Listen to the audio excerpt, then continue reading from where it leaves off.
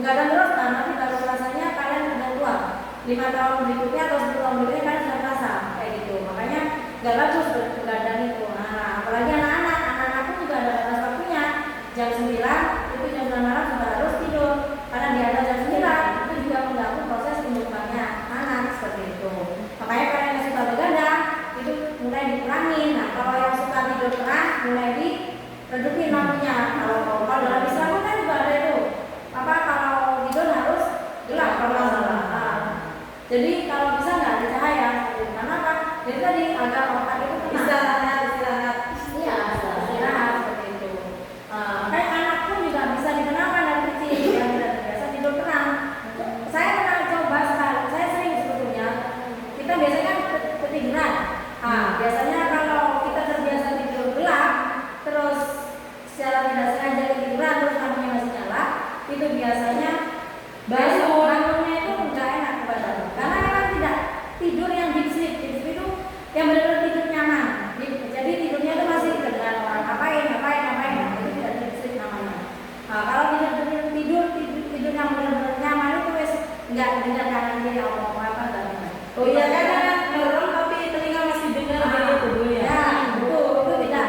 Kita belum tidur yang deep sleep namanya. Jadi masih mendengarkan orang ngomong apa kita dengar, ada orang campur apa kita masih dengar. Nah, itu kita belum 100% tidur sempurna kayak gitu.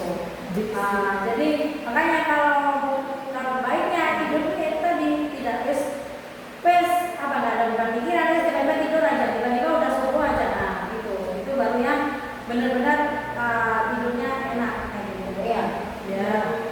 Nah kemudian nah ini tadi, jadi otak itu semakin kalian asah akan semakin tajam cara kerjanya. Nah bagaimana caranya seperti itu? Ada senam otak salah satunya. Nah di dalam anak manusia ini pun juga biasanya bisa kita tanam, bisa kita ajak juga ke TK. Biasanya permainan simpel, misalkan lompat gitu, kayak gitu bisa kita ajak anak-anak, atau mungkin main tepuk tangan. Nah itu, jadi itu juga brain gym itu sebenarnya simpel, cuman dia juga mengasah konsentrasi anak, masalah konsentrasi kita juga kayak gitu. Nah ini senam otak merupakan kumpulan gerakan-gerakan sederhana yang bertujuan untuk mengumpulkan atau menyatukan melatih pikiran dengan tubuh. Nah jadi konsentrasi, kalau kita konsentrasi biasanya karena kan otak dan apa juga badan perilaku kita itu kan menyatu.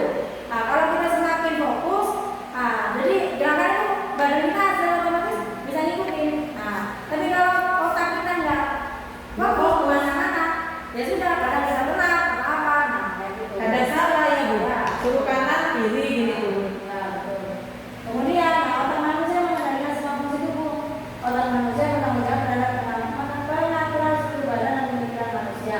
Jadi memang menyatu di sini. Nah, makanya kalau kalian sakit, pusing atau lagi banyak kerjaan atau apa, kan di sini tuh biasanya berat, akhirnya lagi apa? Emosi. Nah, lantas tuh istilahnya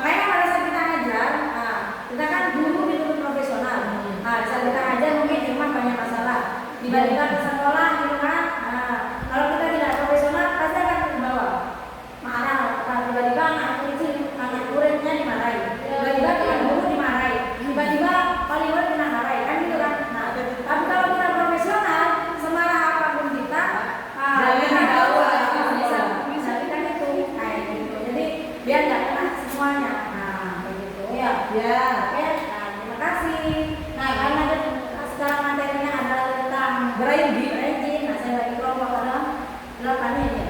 Saya sama Mbak Wiwin. Empat orang. Ya sini 5 ini. 4 dulu ya. Ya gini 4 sini 6, Bu. 2, 3, 4. Sini 4, ini 5. Terserah weh. Ya, Bagi saya. gambar weh. Mana gimana?